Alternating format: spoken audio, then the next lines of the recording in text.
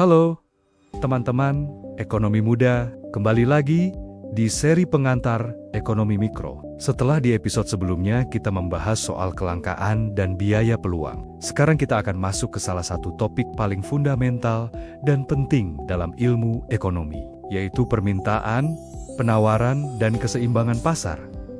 Konsep ini sering disebut sebagai jantungnya ekonomi. Loh, kenapa? Karena dari sinilah harga semua barang dan jasa yang kita temui setiap hari terbentuk. Penasaran, kan? Yuk, kita mulai. Pertama-tama, kita harus samakan persepsi dulu. Apa sih yang dimaksud dengan pasar?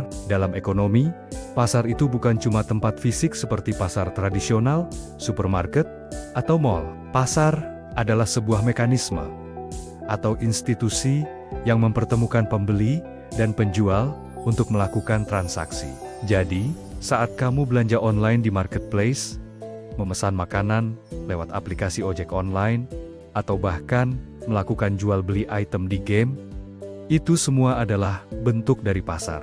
Intinya, di mana ada interaksi antara permintaan dari pembeli dan penawaran dari penjual, disitulah pasar terbentuk. Oke, sekarang kita bedah satu persatu, dimulai dari permintaan atau demand. Secara sederhana, permintaan adalah jumlah barang atau jasa yang ingin dan mampu dibeli oleh konsumen pada berbagai tingkat harga dalam periode waktu tertentu. Ada dua kata kunci di sini, ingin dan mampu.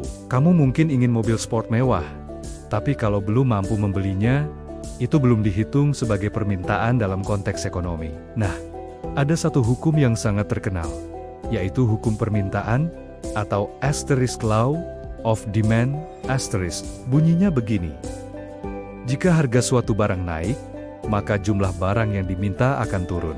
Sebaliknya, jika harga turun, maka jumlah barang yang diminta akan naik. Dengan asumsi faktor-faktor lain tidak berubah, atau yang sering disebut ceteris paribus. Gampangannya begini deh, misalnya harga segelas es kopi susu favoritmu naik dari 15.000 jadi 25.000. Kamu pasti jadi mikir-mikir lagi buat beli kan? Mungkin frekuensi belinya jadi berkurang. Tapi, kalau tiba-tiba ada promo dan harganya turun jadi 10.000, wah, bisa jadi kamu langsung semangat beli. Bahkan mungkin traktir teman.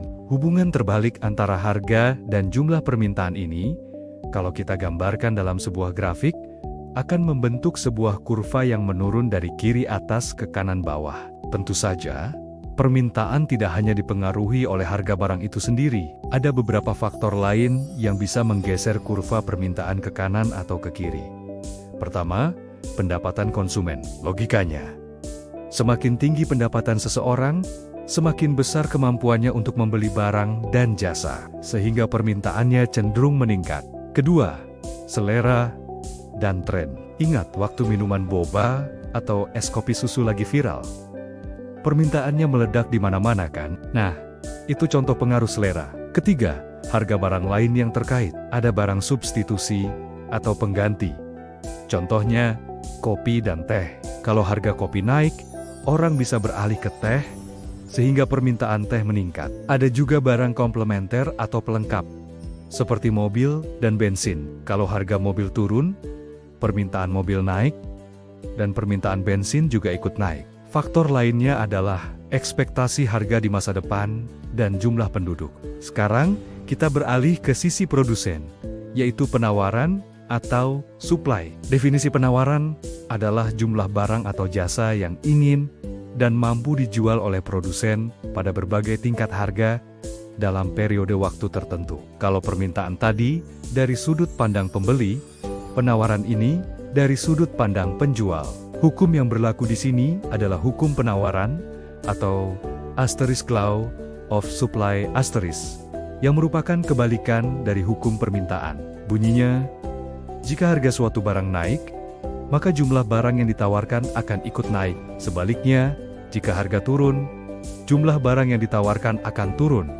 Tentunya dengan asumsi ceteris paribus. Kenapa begitu?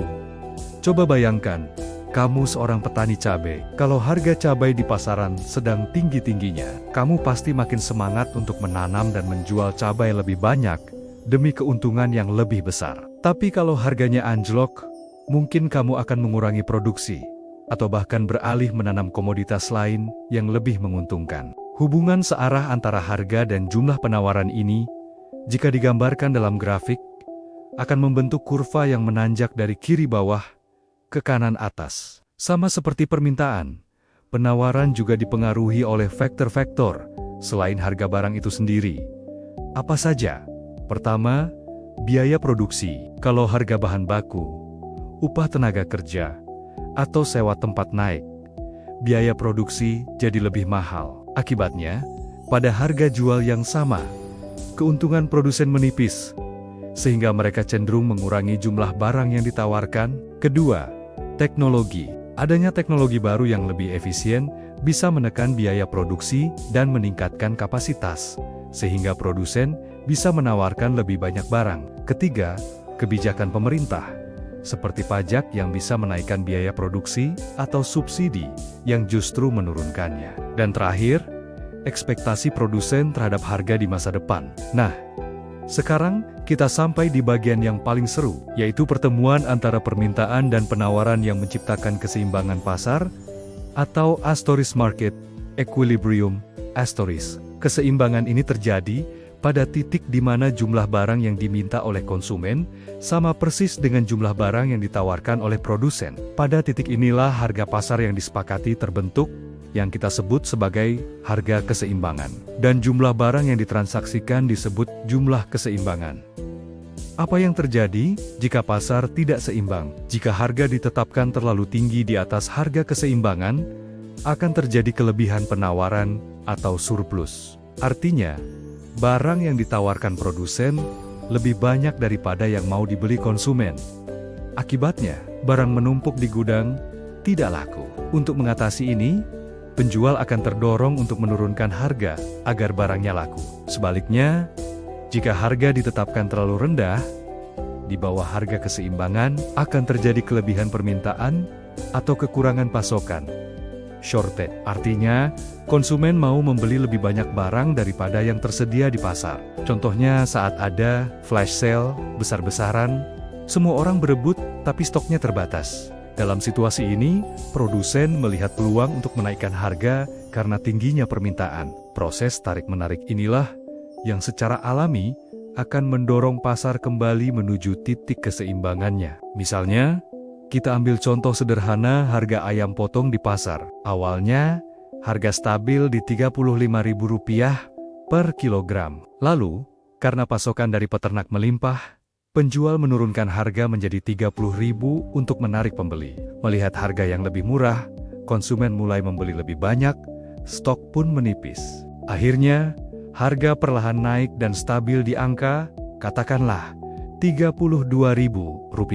Nah, harga Rp32.000 itulah yang menjadi harga keseimbangan baru di pasar saat itu. Perlu diingat, titik keseimbangan ini tidak statis. Ia akan terus bergerak dinamis seiring perubahan faktor-faktor yang mempengaruhi permintaan dan penawaran. Jadi, mengapa memahami konsep ini begitu penting? Bagi kita sebagai konsumen, ini membantu kita memahami mengapa harga barang bisa naik turun dan kapan waktu terbaik untuk membeli. Bagi produsen, ini adalah dasar untuk menentukan strategi harga dan berapa banyak jumlah produksi yang optimal. Dan bagi pemerintah, konsep ini sangat krusial dalam merancang kebijakan yang efektif, seperti penetapan harga eceran tertinggi atau pemberian subsidi, agar tidak menimbulkan distorsi pasar yang merugikan.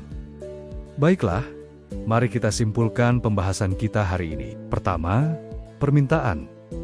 Dari sisi konsumen, kalau harga naik, keinginan membeli turun. Kedua, penawaran. Dari sisi produsen, kalau harga naik, semangat untuk menjual justru meningkat.